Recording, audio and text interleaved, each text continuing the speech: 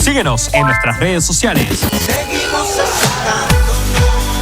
Estamos en Twitter, Facebook e Instagram como Radio U Central. Síguenos en Spotify, suscríbete a nuestro canal oficial de YouTube y míranos por nuestra señal de streaming en radio.ucentral.cl. Somos Radio U Central, desde el corazón de Santiago.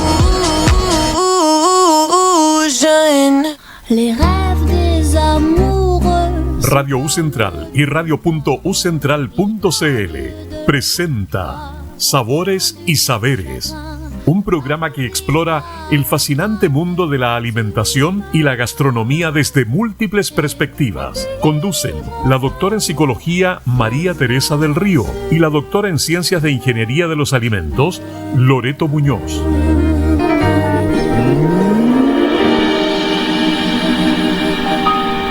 Muy buenas tardes. Hola María Teresa.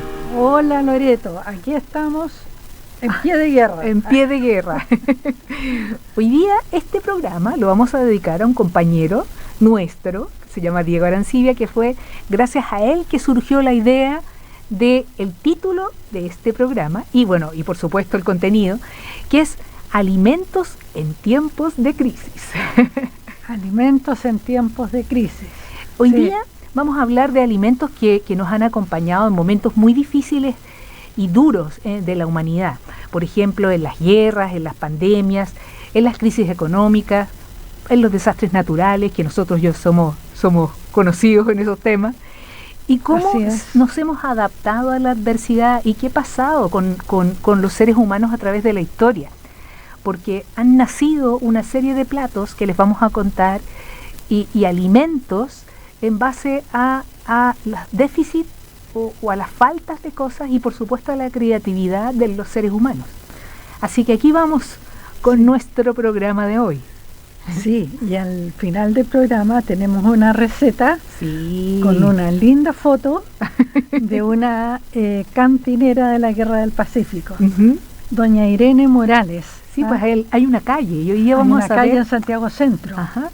¿Quién es esta señora Irene Morales? Así es. Bueno, la historia del ser humano tiene muchas guerras, muchas crisis de diferentes índoles y eso ha significado una escasez y una hambruna en muchos de los casos, en la mayoría de los casos. Y ahí es donde ha surgido entonces esta creatividad de los seres humanos para buscar alternativas. Y platos que surgieron en épocas de guerra o en tiempos de crisis hoy día son platos icónicos de algunos países. Y bueno, partimos con cosas como la escasez y la hambruna en Europa, por ejemplo, llevaron al uso de lo que se conoce como las gachas, que en muchas películas uno escucha gachas, y las gachas es avena con agua o con leche, que puede ser endulzada con miel. Que la avena era un producto barato, fácil de obtener, que obtenían en las huertas urbanas, o en las huertas, perdón, no urbanas, sino que de las casas, y entonces podían preparar estas gachas, y que eran a veces el desayuno, el almuerzo y la cena. Claro que sí. El pan negro, el pan de centeno, las sopas de raíces y tubérculos, es decir, la gente se las buscaba en sus jardines para encontrar entonces los alimentos con los que podía preparar alguna comida.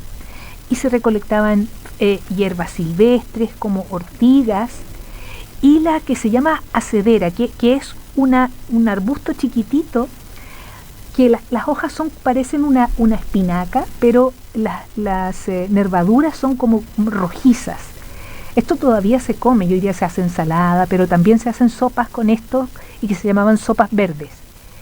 Y bueno, lamentablemente todas estas comidas eran de muy baja densidad calórica, o sea, eran muy poco nutritivas. Entonces, habían en esa época o en estas épocas de crisis muchas deficiencias nutricionales. Sí, y hay que, cuando uno escucha, o sea, cuando uno lee o escucha hazañas de guerra, ¿no? O historias de las guerras, ¿no? Siempre se dice que la historia está escrita por los vencedores, por lo menos antiguamente. Sí. Y La verdad que si usted le pregunta a un comandante sobre la batalla o a alguien, algún alto rango, sobre cómo fue la guerra, no se va a acordar de la comida. No. Ni siquiera va a pensar que era importante. Sin embargo, al leer sobre este tema nos dimos cuenta con Loreto que una de las cosas más difíciles en términos logísticos era asegurar comida para los soldados que estaban desplazados en los territorios. Exactamente. En épocas bélicas, que era muy, muy difícil, y fue parte del gran sufrimiento que ellos tuvieron. Sí. Los soldados puede que no se acuerden que comían, pero probablemente se acuerden que pasaron hambre. Sí, y que comían raciones frías. Sí. Y repetitivas. Exactamente. Y te cuento un caso de la Segunda Guerra Mundial, ¿Ya? donde los soldados recibían unas raciones que se llamaban las raciones K. Ya eran un tipo de ración individual de combate que la utilizó el ejército norteamericano. Ya fueron diseñadas por el señor que se llama Ansel Keys, que es el mismo señor que hablaba de la dieta mediterránea cuando hicimos nuestro programa de la comida mediterránea. Él buscaba una comida que fuera compacta, que durara mucho en el tiempo, lista para consumir y que los soldados pudieran llevar. Así como las raciones que uno lleva, no sé, cuando te vas de camping o te vas de camino a la montaña. Cada ración incluía 3 paquetes individuales pequeñitos, que era el desayuno, el almuerzo y la cena, ¿ya? Y estos alimentos incluían galletas, sándwich de cerdo, dulces, caramelos, barritas de chocolate y algunos otros productos energéticos, ¿ya? Porque los soldados necesitaban esa energía. Entonces eso les proporcionaba más o menos unas 3.200 calorías, pensando que nosotros normalmente debemos consumir entre 1.800 y 2.200 calorías al día, dependiendo de nuestra edad, de nuestra actividad física y de otros aspectos. Entonces, estas calorías en exceso daban la energía al soldado para mantenerse en combate, ¿ya? Fueron muy útiles en combate, valga la redundancia, pero los soldados se quejaban de lo que tú decías, de la rutina, de la monotonía y que comían siempre lo mismo. Sí, pues, se comían lo mismo y seguramente que ese alimento envasado por largos periodos tiene que haber sabido distinto al alimento casero. Y bueno, y por supuesto sin nada de frío, o sea, no sabemos las condiciones climáticas en las que los soldados estaban expuestos en las batallas o en los campos de guerra. Por otro lado, en la Primera y Segunda Guerra Mundial, en Estados Unidos se generó una iniciativa agrícola. Debido a la falta de alimentos, ellos promovieron en Estados Unidos y en el Reino Unido que las familias cultivaran sus propios huertos en la casa. Y así se desarrolló lo que hoy día se conoce como el Victory Garden, ¿ya? En los jardines Victoria, que lo que hicieron fue fomentar que los ciudadanos cultivaran sus propias frutas, sus propias hierbas y sus propios vegetales para el consumo, digamos, ¿ya? En la Primera Guerra Mundial se impulsó la creación de estos jardines para compensar esa escasez. Pero en la Segunda Guerra Mundial se retomó esa iniciativa y se hizo mucho más fuerte y promovieron que la gente cultivara para que fuera autosuficiente. Entonces la gente cambió las plantas, las flores, los arbustos y el césped por frutales, por vegetales, por tomates, por porotos. Papas, además. Y eso tuvo un impacto gigante porque el 40% de todas las frutas y verduras frescas eran producidas por estos cultivos de las casas. Y se consideró como un acto patriótico y moral. Bueno, yo me acordaba que mi suegro, precisamente su jardín, impactado por esta iniciativa, que a él le tocó vivir él más o menos en esa época, él tenía solamente frutas y hortalizas, no tenía plantas ornamentales, digamos. Así que debe haber sido una linda huerta, además, pues. Sí, pues, bien bonita. Y es rico, es como satisfactorio cosechar un tomate y comerse un tomate de tu propia huerta, con ese aroma rico. Claro, claro que sí. Bueno, de hecho, en la Segunda Guerra, sobre todo al principio de la Segunda Guerra Mundial en Inglaterra, se le pidió a los campesinos y a los veterinarios, a la gente que estaba encargada de la ganadería y de la agricultura, que no abandonara sus puestos, porque sabían que si se dejaba de producir comida, se perdía la guerra. ¿Sí? Entonces tuvieron bastante más cuidado en la Segunda Guerra Mundial de mantener la línea de producción de los alimentos. Bueno, con toda la escasez tremenda que hubo en las grandes ciudades, o sea, eso no fue así nomás, no. Sí, pero vámonos a un hecho, nos vamos a ir saltando de la historia, y vamos a retroceder y volver. Lo que nos tocó vivir hace poco, la pandemia, ya que lo tenemos muy fresquito en la memoria. Cierto. ¿No es cierto? ¿Qué pasó con nuestras cocinas? Porque ya no teníamos la posibilidad de ir al supermercado o de ir a la panadería a comprar el pan fresco todos los días. Entonces, las personas se volcaron a cocinar pan. Sí. En muchas casas se empezó a cocinar pan, y eso se mantiene afortunadamente hasta el día de hoy. Hacer panes mucho más nutritivos, más ricos, más sabrosos. Bueno, y no hay como un pan recién horneado y el olorcito en la casa. Y se promovió mucho el consumo de legumbres. Todos empezamos a cocinar muchas más legumbres en la casa, ¿ya? Y lo otro, que también empezó el interés, o aumentó mucho el interés por los alimentos que nos protegen contra las enfermedades, que nos protegen, aumentan la inmunidad, digamos, como el ajo, como la cúrcuma, como los cítricos, el jugo de naranja, por ejemplo, de vitamina C. Entonces, esa pandemia nos hizo cambiar un poco la forma de alimentarnos. Y yo creo que también de relacionarse con la comida de otra manera. Sí. Porque cuando tú, no sé, vos pasas por la tienda y compras algo, a lo mejor no tienes conciencia de lo que es el hacer la comida, de ver que tengas en tu despensa cosas que puedas usar durante un tiempo. Yo creo que debe haber cambiado bastantes hábitos el estar confinado en las casas, ¿no?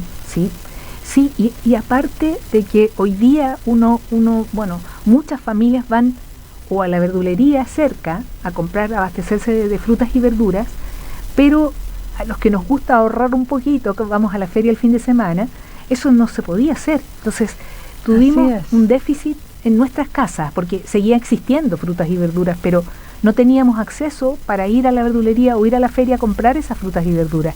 Entonces tuvimos que cambiar un poco los hábitos, y las personas que tenían huerta se vieron favorecidas, porque tenían ahí sus propios vegetales, versus los que no teníamos huertas, que teníamos que abastecer puras flores, puros cactus.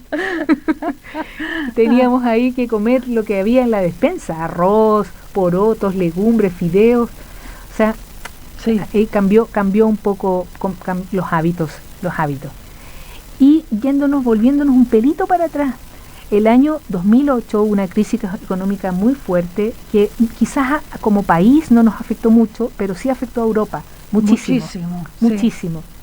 Entonces, bueno, ahí empezó a aumentar el consumo de arroz, de pastas, de legumbres, las harinas y el pan.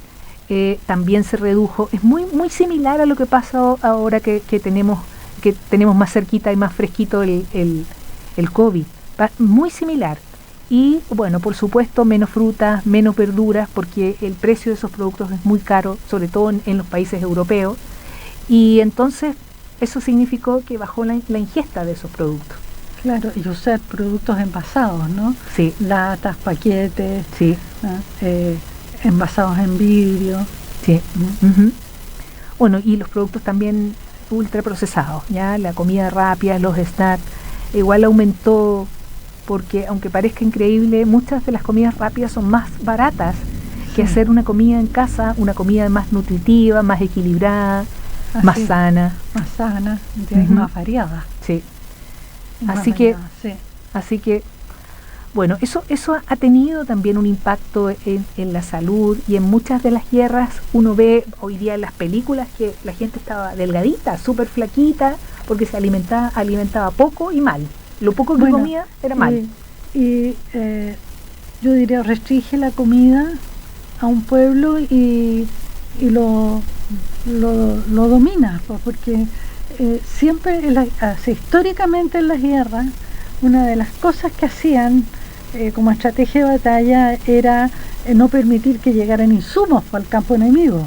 Sí, pues, sí, pero no solamente eran las raciones de guerra, sino que en muchas batallas, las batallas se llevaban a cabo en campos de batalla, no en las ciudades, como hoy día que se atacan las ciudades. Bueno, claro. Uno ve hoy día lo que es Ucrania, lo que es en Rusia. Entonces hay un dato curioso, algunos datos curiosos, que es el legado de Napoleón, que uno no se lo podría imaginar. Sí. Él hizo un concurso y ofreció un premio a quien le diera una receta para conservar los alimentos para su ejército. Sí. Entonces aparece un señor que se llama Nicholas Appert, que desarrolla por primera vez lo que hoy día conocemos como las conservas. Él es el padre de las conservas. Este señor Nicholas Appert tiene en base a su apellido, se genera el nombre que se le da hoy día al proceso, que es apertizado o apertización, que es la conservería, es las latas. Entonces, él desarrolló una hojalata que era una lámina que se unía con un hilo de metal, de plomo, ¿ya? Y adentro envasaba alimentos que se podían conservar por largo tiempo. Hoy día esto está súper desarrollado y tenemos conservas, bueno, y hoy día los materiales de las conservas también, ya no es solamente en hojalata, sino que en diferentes materiales que se envasan los alimentos. Sí. Y tenemos acceso a alimentos muy ricos porque vienen de otros lugares, sí, de otros países. De otros países. Otro ejemplo interesante es el pastrami, ¿ya? Que se origina en Rumania, y era para conservar el alimento, la carne se salaba y se secaba y se ahumaba. Y algunos inmigrantes judíos llevaron este alimento a Estados Unidos, donde evolucionó y es hoy día el pastrami que nosotros conocemos. Y hoy día el pastrami es como el símbolo de la identidad neoyorquina. Es rico el pastrami. Es rico el pastrami. Sí, muy rico. Es muy rico, pero es alto en sodio, es alto en grasa, pero tiene proteína. Sí. Es que no hay que comer todos los días, lo hemos dicho muchas veces. No es para comer todos los días. Y otro dato curioso. Hay un sándwich en Portugal, ¿ya?, que yo caí, que se llama la francesiña. Este es un plato portugués, ¿ya?, que está inspirado en los platos franceses, ¿ya?, que es simplemente pan de molde, que además lo sirven como en un plato hondo, con una salsa amarilla bien bonita encima. Entonces uno engancha súper bien, suena bien un sándwich de la francesiña. ¿Y qué tiene este sándwich? Tiene guatitas. ¡Ay! Porque se desarrolla o se inventa cuando el jamón o el chorizo o la carne de vaca o de cerdo estaban escasas o eran muy costosas. Entonces se empieza a usar los interiores y se hace este sándwich francesita. Así que si alguno va a Portugal, ojo cuando vean en el menú, porque en todos los restaurantes lo venden, la francesiña, ojo que puede ser no tan rico a quien no les gusta, porque hay personas que les gustan las guatitas, los callos a la madrileña, por ejemplo. Claro, o las guatitas a la jardinera, en Chile, ¿sí?, que se hacen con verduras, con tomate, ¿ya? Pero hay que saber prepararlas, porque si no el sabor es fuerte. Es fuerte. O sea, yo recuerdo cuando era chica, cuando se cocinaban las guatitas, el olor yo me arrancaba, porque el olor terrible. Te arrancaba así como Mafalda, así, guatita no. Exactamente, igualita. Y lo otro son los panes de guerra.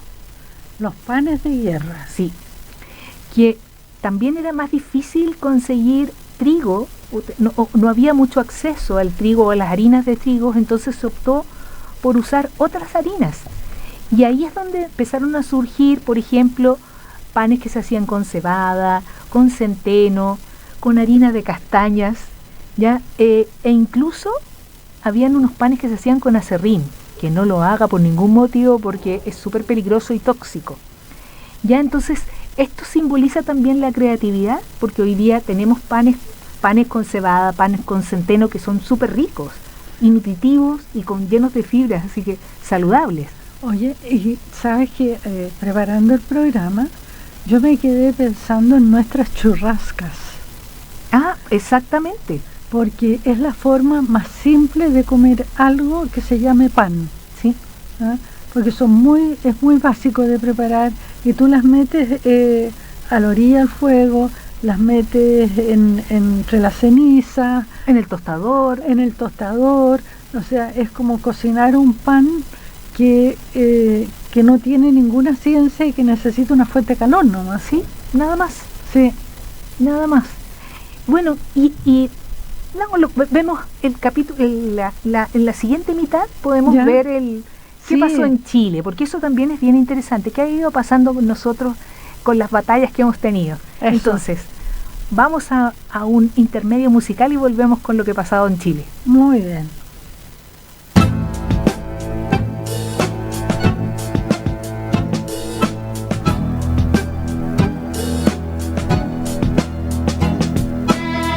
Si desapareció, en mí aparecerá. Creyeron que murió, pero renacerá.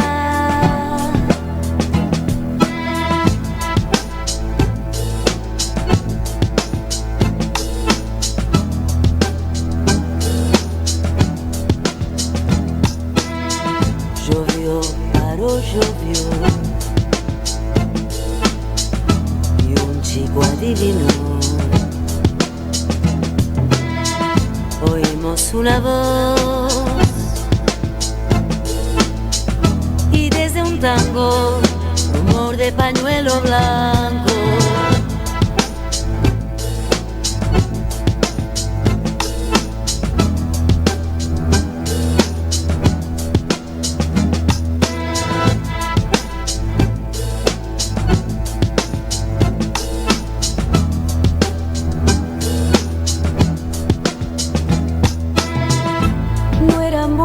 Esas épocas, malos eran esos aires. Fue hace 25 años y vos existías.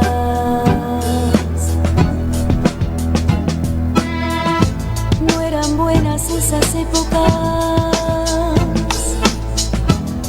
malos eran esos aires. 25 años y vos existías sin existir todavía.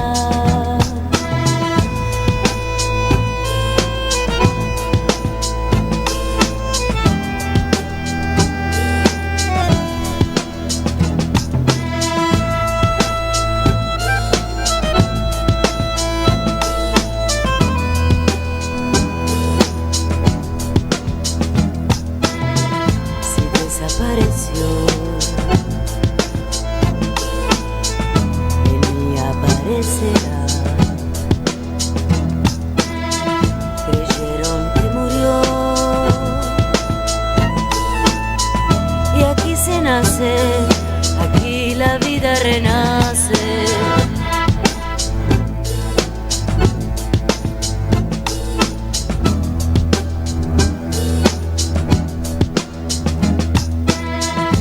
No eran buenas esas épocas,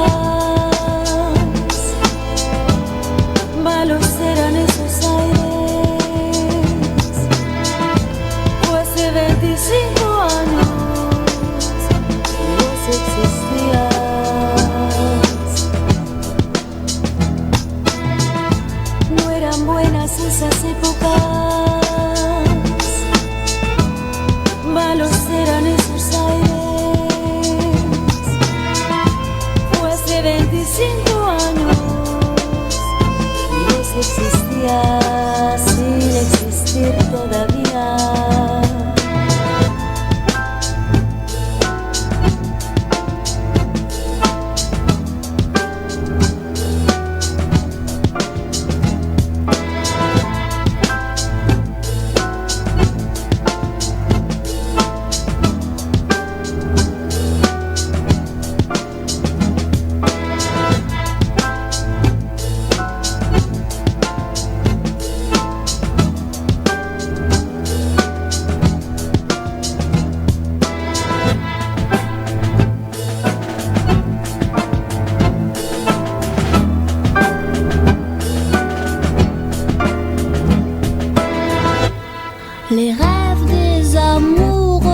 En Radio U Central estamos presentando Sabores y Saberes, descubriendo el placer de comer con conciencia, historia, cultura, nutrición y salud en cada bocado.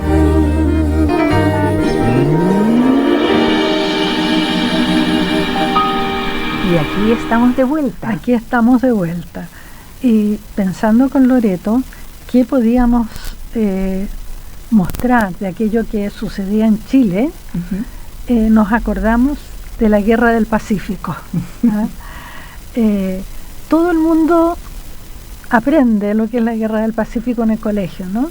Sí, pues. Que fue un conflicto bélico que enfrentó a Chile con los países vecinos, con Bolivia, con Perú y durante un periodo con Argentina, y que sucedió entre 1879 y 1883, 4 años.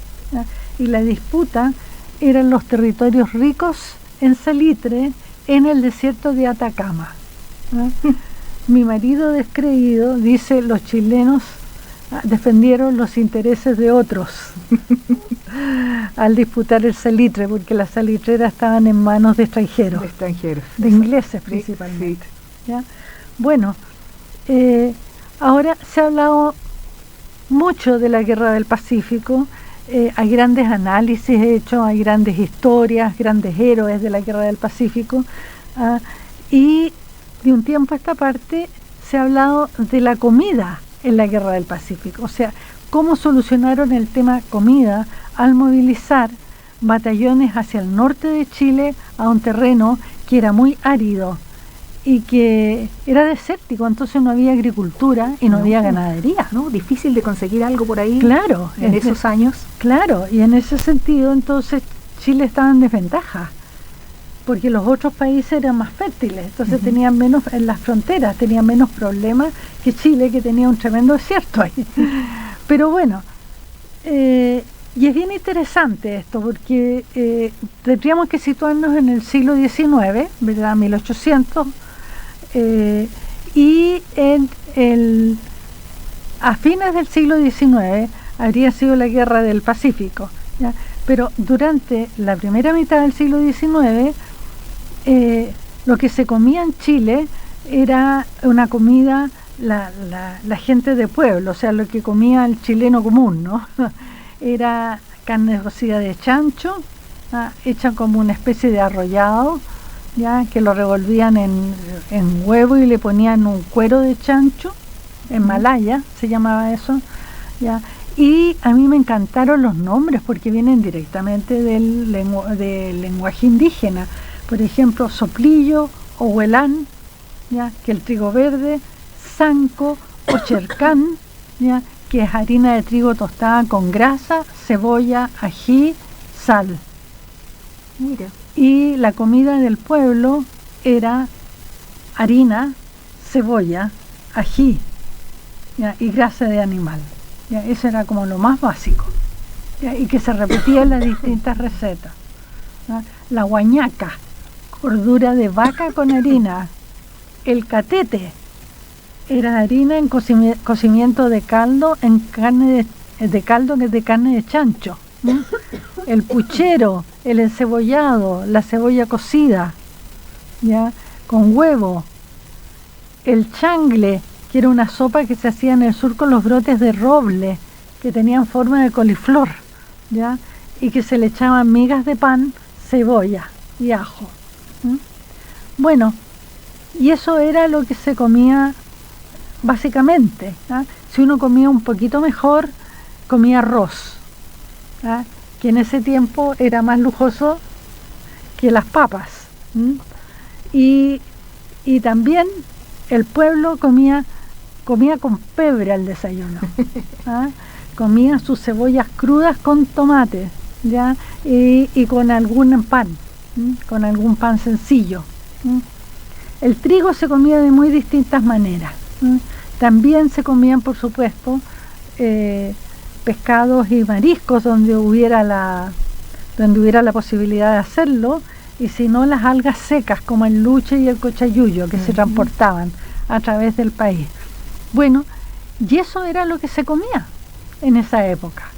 Entonces, cuando empezó la guerra del 79, ya era un poco distinto, porque ya en esa época había más influencia de comida extranjera, especialmente de Francia y de Alemania, ¿ya? Ahora, con el tiempo se cocinaba mejor, pero en la guerra misma tuvieron que realmente volver como a foja cero por dos razones. Una, porque estaban combatiendo en el desierto y había que traerlo todo, especialmente el agua, que fue un problema punzante y muy difícil de solucionar durante toda la guerra del Pacífico, ¿ya? Y tenían que llevar además raciones que pudieran mantener por tiempos prolongados. Eso era lo más difícil. Que era lo más difícil. Entonces, yo les voy a contar aquí lo que era una ración de un soldado de la guerra del Pacífico. Y se componía de pan, galletas o harina tostada, como unos 300 gramos, de carne, cuando era posible, o charqui. Charqui, eso te iba a decir. Claro. Frijoles, ¿ya? Que son los porotos. Frangollo, sí, que es el brote del trigo partido. El trigo partido, eso, el trigo partido. Y que hacía un pan, era como un pan negro seco y duro, pero se conservaba bien, según los relatos de la época. Grasa de animal, no sé. Sí, pues el cebo, la manteca que nosotros... La manteca, sí, seguramente. Sal, azúcar, café, ají, papas y cebollas. Y si tú eras oficial, te daban arrocito. Nuevamente era como más lujoso. Era más lujoso, o si estabas enfermo también. Pero si tú lo comparas con las raciones que vimos hace poco, de las raciones K, que son parecido. Digamos, son distintos en la composición, pero el foco es energía, hartas calorías, claro. Y saciarse también. Y saciarse, exactamente. Y tenían dos tipos de raciones de alimentos. Tenían una seca, que llamaban ración de fierro, y una húmeda, ¿ya? Que era comida cocinada, no en caldo, en líquido. Bueno, y la ración seca era galletas, charqui, cebollas y ají. Y galleta, que podía reemplazarse por harina tostada. Y con agua todo eso, porque... Y cuando no tenían agua, o era muy poca el agua, ¿ya? Y la ración fresca o de campamento, es decir, cuando podían cocinar con agua, entonces ahí se cocinaba carne, se cocinaba frijoles o arroz, con grasa, se tomaba café, se tomaba té, pero digamos, sofisticada la comida no era, señora. Pero no ojo, era. Porque piensa que en el desierto, en el día hace mucho calor, sí, y en la noche hace mucho frío. Entonces, además, esa grasita que se consumía era precisamente para mantener un poco el calor del cuerpo, porque... Así es. Ahora, fíjate que lo peor de todo era el agua. Uno, porque el agua era escasa. Y segundo, porque tenían modos bastante primitivos de conservar el agua en el desierto, en la campaña del desierto. Los historiadores le echan un poco la culpa a los comerciantes que suplían las vituallas, ¿ah? Y yo le echo la culpa a la falta de imaginación, porque nosotros tenemos greda. Ah, claro. Y debieran haber hecho lo que hacían los antiguos, pues, haber transportado el agua en cántaros de greda que se topaban con un poco de lodo, sí, pues, seco. ¿Ah? Pero no, decidieron meterlo como en unos tambores de hojalata que expuestos al sol le daban un sabor malo al agua. Tóxica, probablemente. Claro, y lo mejor eran los barrilitos de madera que usaban las cantineras, que eso era el que tenían un poquito de alcohol adentro. Entonces esa era la mejor bebida que podía haber. Sí, agüita con malicia. Pero el agua fue tremendo, o sea, hubo soldados que se suicidaron por el tema de la sed, porque tampoco podían tomarse esa agua maloliente y de mal sabor. Y la ración seca, que o sea, imagínate, harina tostada, sí, charqui. Sí, o sea, y no midieron. Logísticamente, según el documento, por lo menos los documentos que yo consulté, no midieron bien las consecuencias de estar en un ambiente tan seco como el desierto, donde el polvo se te metía en la nariz y en la garganta. Sí, piensa que nuestro desierto es uno de los más secos del mundo. Claro, entonces el agua era vital y quizás no le dieron toda la importancia que debían darle, o no pudieron hacerlo mejor, no lo sé. En época de guerra falta dinero y por supuesto que los servicios se venden caros. Entonces tiene que haber sido una combinación de factores. ¿Ah? Ahora, lo otro que, como estamos en campaña de feminista con mi amiga Loreto, les queremos hablar de las cantineras de la Guerra del Pacífico. Con un rol súper importante. Con un rol muy importante, y que yo tenía una imagen bastante romántica de las cantineras. Las cantineras se vestían como soldados, ¿ya? Pero usaban un uniforme bien bonito, era una chaqueta azul con botones dorados, y la falda era una falda cuadrillé, con rojo, azul y un poco de blanco, de tejido blanco, ¿no? Y botas, y un rifle grande y un barrilito donde llevaban el agua de las cantineras. Estas mujeres fueron muy importantes porque iban con los ejércitos y combatían con los soldados. Tienen que haber sido mujeres muy arrojadas en esa época. Sí. Combatían con los soldados y cocinaban en los momentos de campamento. Cocinaban, y de ahí viene el nombre, porque el lugar de comida en el ejército se llama cantina. Entonces estas mujeres que cocinaban y servían la comida eran las cantineras. Ahora hay cantineras famosas, ¿ya? Como la Irene Morales, que fue una mujer muy, muy entregada, y que además estas cantineras hacían de enfermeras, curaban a los heridos. Y ayudaban, digamos, después de la batalla. Estas mujeres seguían trabajando, haciendo, los historiadores llaman, haciendo de hermanas de la caridad, que sería como el rol de las mujeres cuando ayudan a personas heridas o desvalidas. Entonces cumplían prácticamente todos los roles, porque luchaban, porque andaban con rifle, cocinaban, servían la comida y cuidaban a los enfermos. O sea, hacían, pero era impresionante. Ahora fueron bastante ignoradas en los recuentos de guerra, y dicen que hay una mujer que se menciona en los documentos de guerra, que es la María Quiteria Ramírez Reyes, ya, una cantinera que se menciona y se destaca por su valor y heroísmo durante la batalla de Chorrillo. Mira, así que si usted lleva la comida a lugares inhóspitos y alimenta seres desesperados, usted es una cantinera. Y nosotros colgamos un retrato precioso de la Irene Morales para que se vista para que la conozcan, pues yo tampoco la conocía. Por supuesto que había escuchado de ella, pero no la había visto.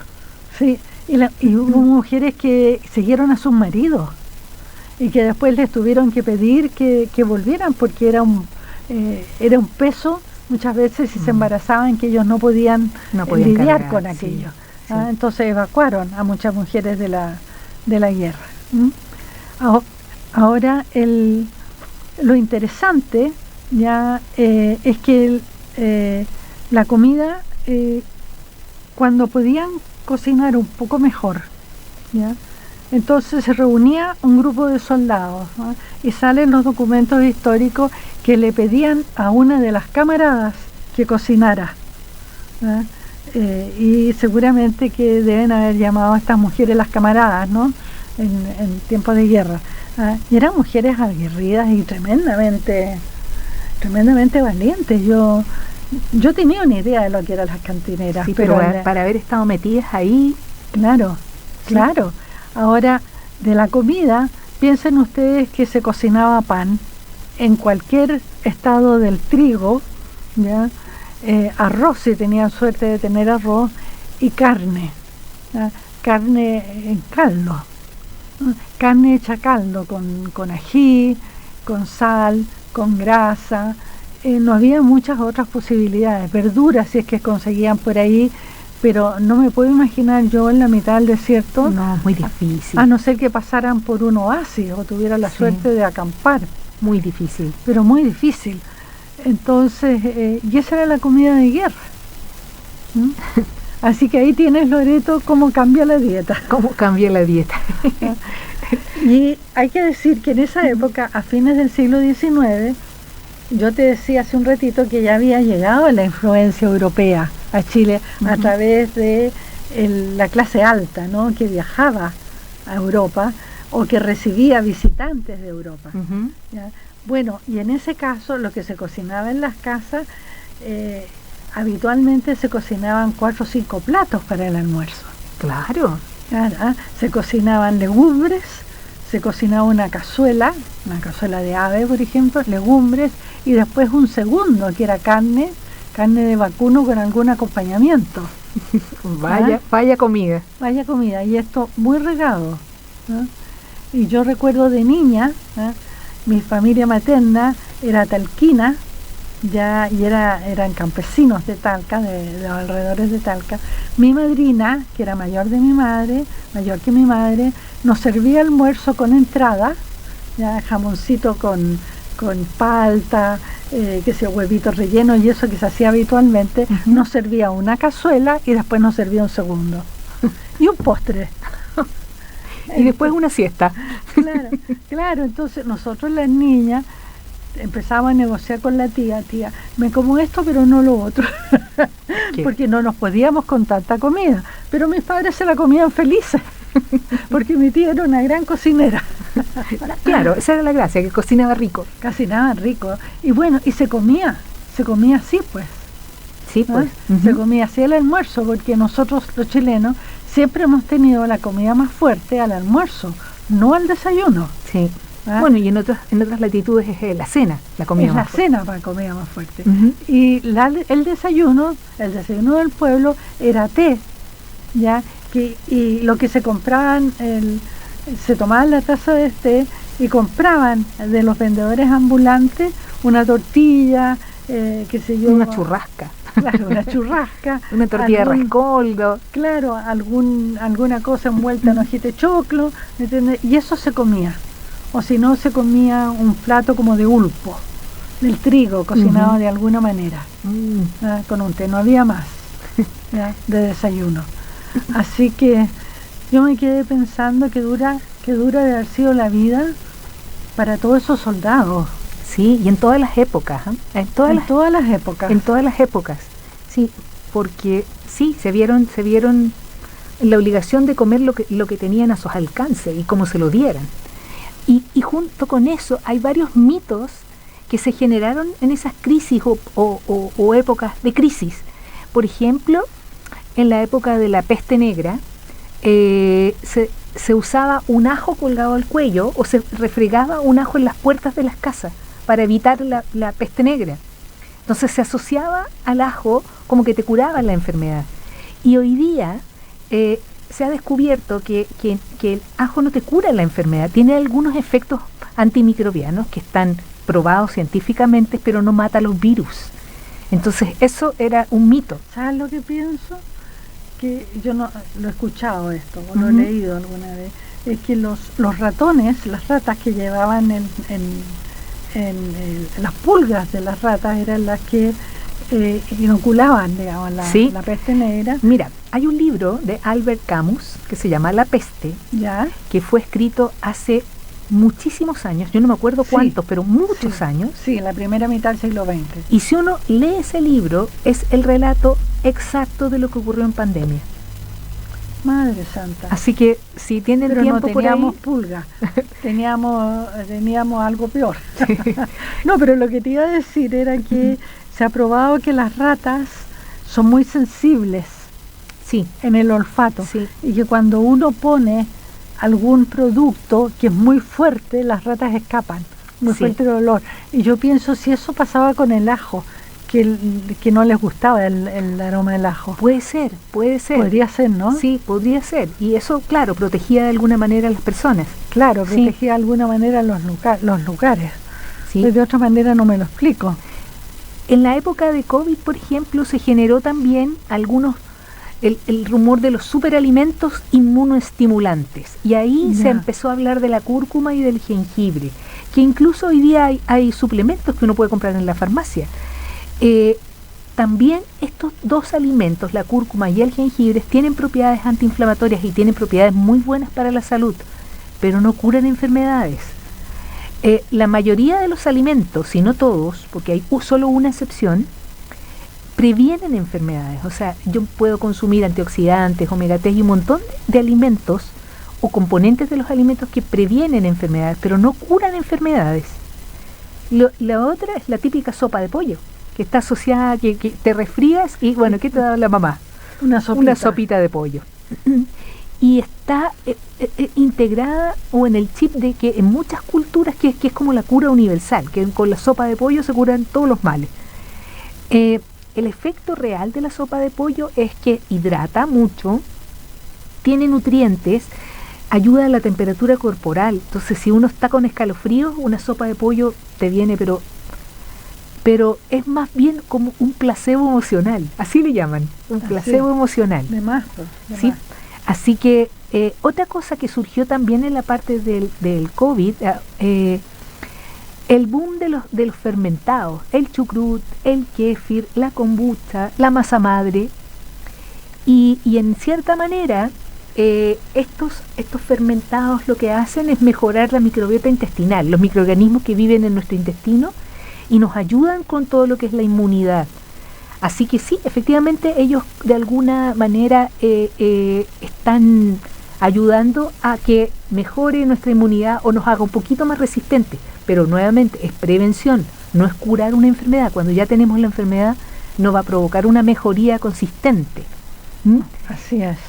Y han habido una serie de comidas de subsistencia que hoy día tienen una identidad cultural y que son parte de las comidas de algunos países. Por ejemplo, en Italia tenemos la polenta. La polenta que era una sémola, ¿no? Sémola de trigo. No, es maíz. Ah, es maíz. Que era una comida de los campesinos pobres y hoy día es de la alta cocina italiana. Es harina de maíz. Sí. Pero es harina, no es harina muy fina, o sea, es como el cuscús más gruesa, un poquito más grueso, pero no es fina, digamos. Ya. Las arepas, ¿no es cierto? Que hoy día con la migración nosotros ya las tenemos integradas también. Así es. Es un símbolo de identidad y de unión en situaciones de crisis, en todo lo que fue el éxodo venezolano. Y es económica, es versátil y es nutritiva. Las tortillas de papa en España, que nacieron como un alimento económico, fácil de preparar en las guerras. Y hoy día es el orgullo nacional, o sea, es un plato típico dentro, uno va a España o vas a un restaurante español y entonces ahí tienes... ofrecen como la gran cosa. Sí. Y está el depression es el pastel de la depresión. el Depression Cake. Ya. ¿El Depression Cake, depresión económica? Sí, fue desarrollado a falta de todo, a falta de huevos, a falta de leche y de mantequilla. Se empezaron a usar otros, se empezó a usar cacao, se empezó a hacer bicarbonato, vinagre, y hoy día puedes comprar un poco más elaborados, por ejemplo, por supuesto, este Depression Cake en algunas tiendas en Estados Unidos. En los huevos de la guerra. Los huevos de la guerra son unos huevos que preparaban los soldados en las trincheras, donde tenían su jarrito donde preparaban el té y cocinaban estos huevos, y los huevos quedaban con gusto a pólvora, porque los preparaban en las mismas trincheras. Y hay otro que me pareció de lo más curioso, es el caldo de las brujas, el caldo de brujas. Ya. Este caldo de brujas es una mezcla de hierbas silvestres que incluye, por ejemplo, ortiga, diente de león, las acederas, ¿ya? Y durante las hambrunas se creaban se iban a buscar hierbas al bosque, se recogían lo que uno pillaba y se hacía una sopa verde que, por que venir del bosque, se le decía el caldo de las brujas. Ah, mira. Bueno, mucha inventiva. Nos vamos a la receta del día de hoy. Receta. Entonces yo le voy a decir a nuestros estimados auditores que vamos a cocinar unos porotos, que era dieta de la guerra del 79, unos porotos nutritivos, y los vamos a cocinar junto con Irene Morales. Exactamente. ¿Ya? Aquí la cantinera invitada y mujer valiente y osada, de la guerra del Pacífico. Así que, Irene, cocinemos entonces porotos. Y aquí está la receta. Esta receta la saqué de un libro de cocina famoso chileno que se llama La receta de las Rengifo. ¿Ya?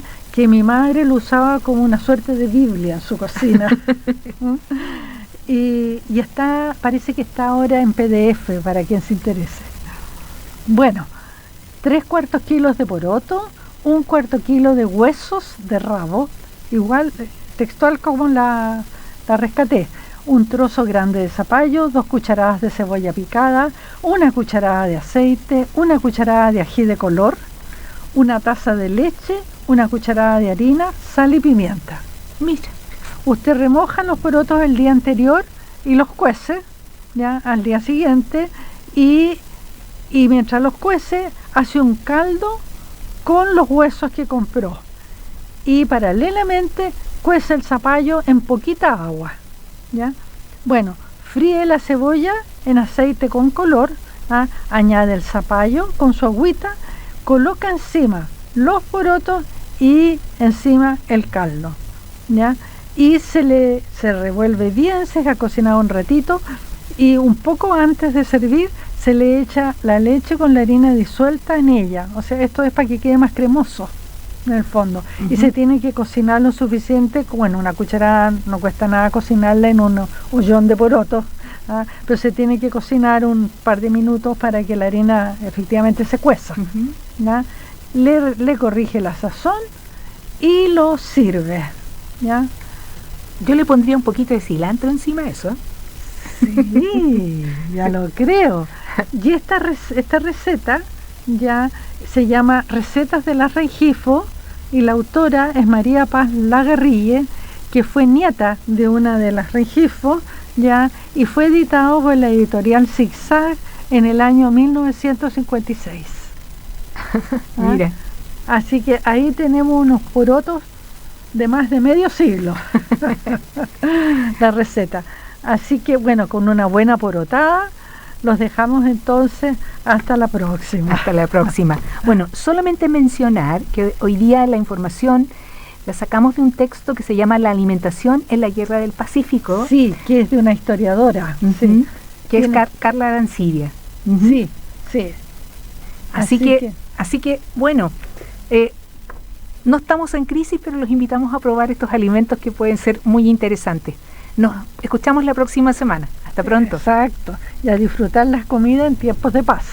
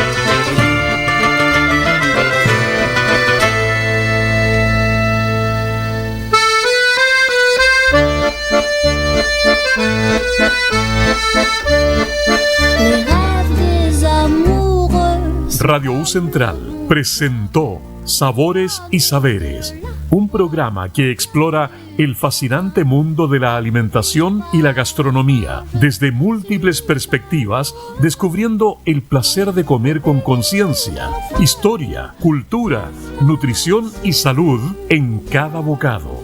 Hasta el próximo capítulo.